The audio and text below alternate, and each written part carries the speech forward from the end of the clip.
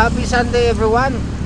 Dito ako sa tabing dagat ito. At may request yung ating followers mga ka-snipe na kung pwede daw napuntahan natin yung kanilang kapitbahay dahil may malubha daw sakit yung kanilang bedridden pamilya.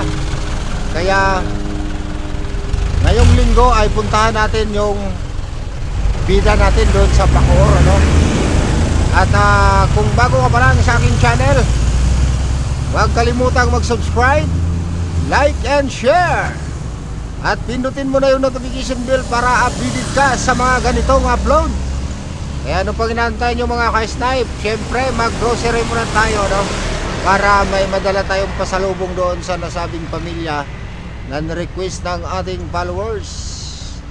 Mamaya malalaman natin kung ano ba talaga yung sitwasyon ng request ng ating followers na ayaw na niyang magpakilala basta kapitbahay daw. Kaya ano pang inantay nyo mga ka-snipe, let's go, mag-grocery na tayo. Go go go!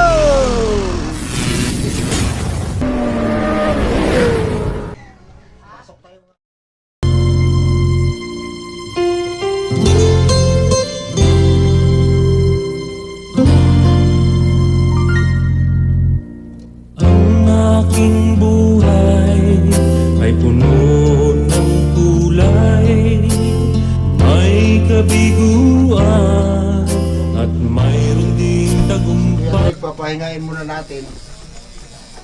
Kaya si Bingbing yung pangalan niyo po ayun mga ka-snipe, si Bingbing yung asawa ni Kuya Greg, yung naghanap buhay sa amin, may sakit siya. Tapos lang trabaho ko ngayon, extra lang pag may tumawag yun trabaho. Tapos yung anak kong panganay, working student sa ngayon, nag-aral siya tapos pumapasok sa trabaho, yung lang tagabayad ng ilaw, tubig, pero hindi talaga sapat. Yung panganay mo, bali siya yung nagtatrabaho ngayon, tapos nag-aaral pa, kasi working student siya. Ilan po yung anak ulit? Anim po mga ka-snipe. Ito yung bunso. Legit nga yung naitik sa atin ng ating followers. Ito nakita natin yung kalagayan ni Kuya Greg. Payat na payat mo talaga si Kuya Greg. Anong resulta nga pala ate sa yung check up ni Kuya? Yes. Dapat babalik kami nung Martes, kaso lang hindi kami nagpagbalik dahil hindi siya makapaglakad. Doon namin malaman yung resulta sana ng bones niya, kaso lang yung niya, hindi siya makalakad. Ibig sabihin, under pa yung result ng niya? Hospital result niya. Mga ilang buwan na ba siyang Magna 9 months na siya sa ngayon. 9 months na? Tagal na pala, Tagal na talaga. Pag wala kang extra, walang kain. Gutom. Kawawa naman yung mga ka-snipe. Saka nag-aaral lahat sila. Nag-aaral sila lahat. Ikaw hindi pa? Hindi. Sa anim. Ito yun mga anak ni...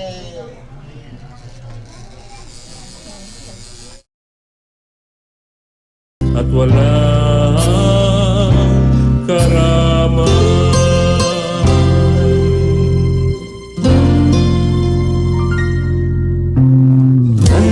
Ay hinahakot sa kadiliman, ako'y nagpasasang sa buwan na kaligayahan. Wala rin si John Ray yung panganay.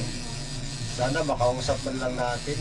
At pumasok nga pala kaya hindi siya pag ngayon dahil nasa trabaho Sa mga tumulong kay Papa para panggamot ko.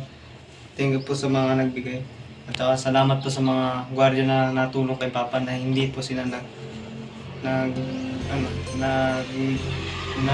naging tamad para para matulungan si Papa. At inaalala po nila si Papa kahit na ngayon wala na po si Papa sa trabaho. Sana po mabalik po lahat ng pinigyan niyo po sa amin. Ang Diyos na po ang bahala. Thank you po. Tapos, pagkatapos niya magtrabaho, pasok sa school. Ilang oras lang yung trabaho niya?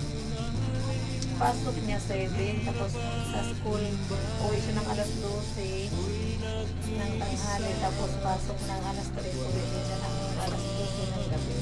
Alas 12 ng gabi. Oo. Grabe no? Grabe mga ka-snipe Konti lang yung yung pahinga niya. sakripisyo ng panganay nila ni Ate Bing kasi kalahin mo yan, nag-aaral siya sa umaga, maghapon pasok siya sa kanilang trabaho para makapag tustos sa kanilang pamilya kasi wala nang ikaw naghanap buhay talaga kundi siya na lang. At si ate, extra pag wala siyang extra, wala rin kita. Kaya kung sino man sa inyo mga ka-snipe yung may mga luwag ang kalooban dyan at gustong tumulong sa family Dahono, kaya Kuya Great, kasi dahil sa kanilang mga anak na nag-aaral, talagang sinikap naman talaga ni Kuya, isang security guard, kaso lang nagkasakit na ho. Kaya ito si Kuya ngayon nakaratay sa nakakaawa, lalo na yung kanyang mga anak kasi batang bata pa, tapos na wala na sila ng padre de pamilya. Kaya sayang wala rin si John Ray po ba yun yung pangalan ng panganay niya? John Ray Dahono kasi nasa work. Intindihin lang natin, sana na tsimpuhan natin at makausap sana natin siya at mapagbigay ng munting message para sa ating mga viewers. Pero kung sino man sa inyo mga ka-snipe, mga mahal kong viewers, mga OFW natin dyan, kung may mga piso-piso kayo dyan, pwede natin kung gusto nyo tumulong, ito yung Gcash ni Ate Beng. Yan, nasa screen natin. Pwede kayo mag-send dyan ng piso-piso, malaking tulong na po yan para sa kanila sa araw-araw nilang hanap buhay. Ito naman yung panganay mo, talagang masipag siya mag-aral. Ang ko sa kanya, kasi pagod na pagod. Pasok talaga siya sa school niya. Kaya gusto rin niya makapagtapos. Lagi sinasabi ng papa niya na maganda raw talaga yung pinag-aralan sa wala kasi siya ang pangalan. Dapat talaga. Pero believe ako kasi kahit pa paano, may determinasyon siya sa kanyang buhay. Kasi kahit nag-aaral siya, nagtatrabaho para may taguyod niya ang kanyang pamilya. Kaya, anong mensahe mo sa mga viewers natin, mga sakaling na may gustong tumulong sa inyo, sa mga anak, yung scholarship. Malay natin, may mga kita dyan na may mga mabubukal ang loob, may magkaroon ng scholarship yung mga anak mo kasi sa ngayon, walang trabaho si Kuya Greg. Kailan pa may balik yung sigla nito, hindi pa natin alam.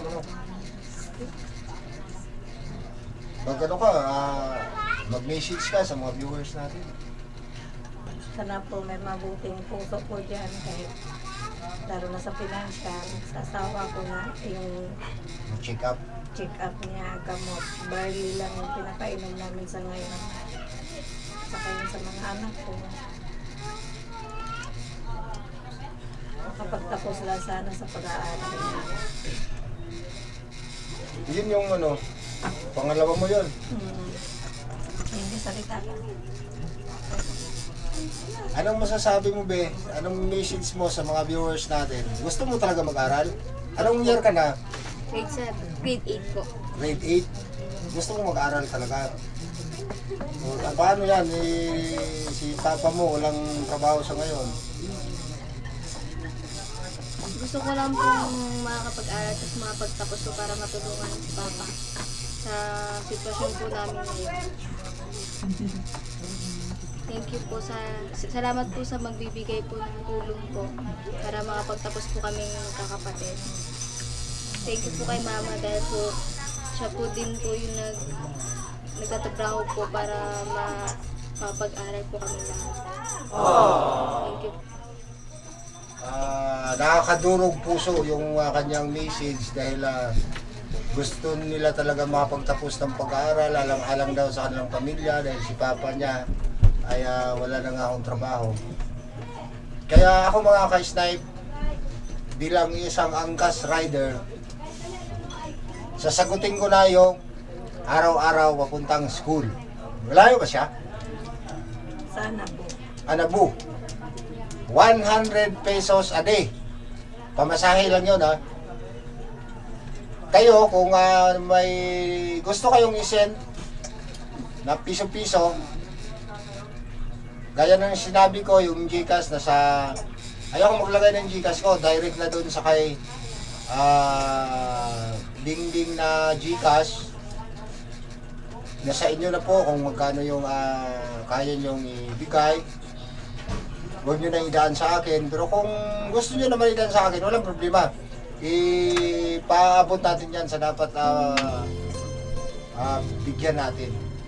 Sa ngayon, ang may tulong mo talaga sa kanila, dahil ako isang hamak na angkas rider lang po naman ako, yung kinita ko sa loob ng 1 linggo, yung tip ko umabot ng 1,300, yun ang pinang-grocery ko ngayong araw. Yun ang ibibigay natin sa kanila. Nasa muli, salamat night, sa mga viewers, so patuloy natin dyan. Kung may piso-piso tayo, don't forget to share para sa kanilang mga anak. Talaga namang bata pa sila para makaranas ng ganitong problema. Kasi problema talaga ito kasi yung padre ni pamilya ay nasa gaan, makaratay. Nakapagtrabaho ng 9 months. Grabe. Pero bilib ako sa yung atiping kasi kahit pa paano lumalaban talaga kayo ng parehas. Kaya wala ang trabaho ngayon.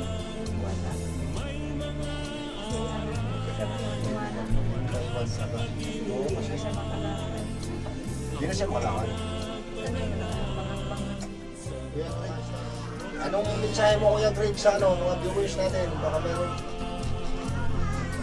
Magandang umaga lang po sa inyo lahat. Ako bilang security guard, kung sino man ang gustong tumulong, ay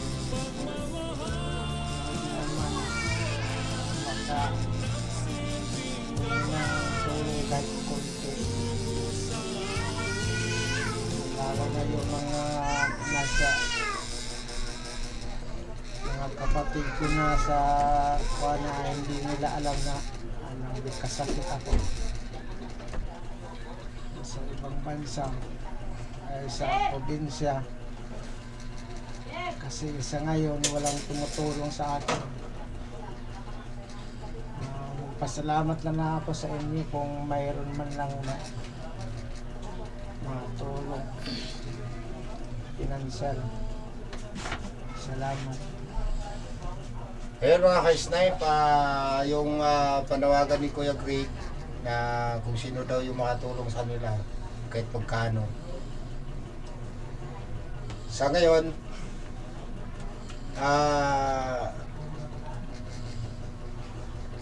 kukunin natin yung grocery nila. May dala ako doon, kunti lang mga ka-snipe. Yun nga, sabi ko, di ba, 1.5 yung kinita ko dahil I'm not rich. Pwede na!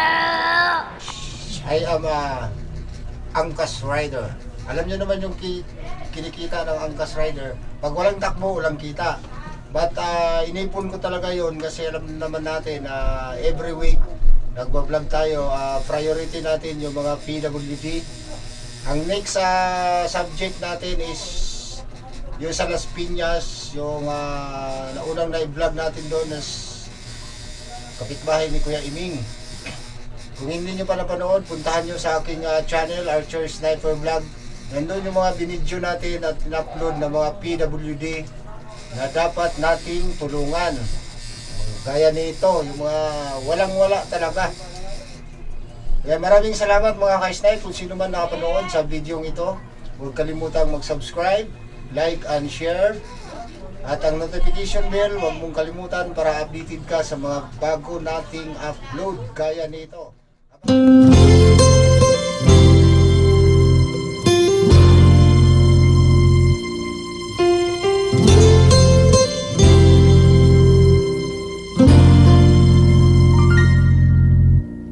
Ang aking buhay ay puno ng kulay, may kabiguan at mayroon ding tagumpay. Mga kahapon ay tigip ng hirap at lumbay. Ako'y nag-iisa at walang karamay.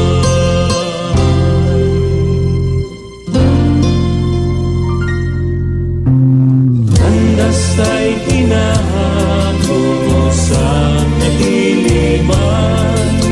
Ako'y nagpasasa sa buwan na kaligayahan. May mga araw na wala sa katinuan. Ako'y nagpadala sa tawag ng kalayawan.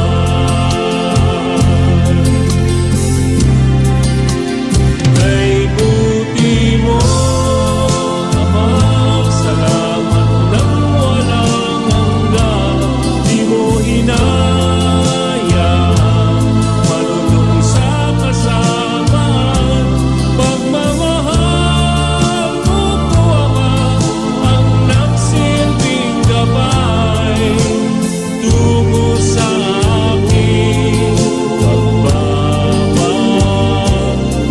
buhay. Maraming salamat sa Michelle. Malaking tulong na yan sa amin. Salamat. Maraming salamat sa sniper na naalaala kami ng tulong na bigyan. Malaking pasalamat namin sa sniper. Si Bebe. Ikaw, Be, anong message mo, Be? Thank you po sa kunting grocery para may kain din po kami pag hindi pa nakakapagtrabaho si mama. Thank you po. Alis na ako. Mga kahapon ay tigip ng hirap at lumbay. Ako'y nag-iisa at wala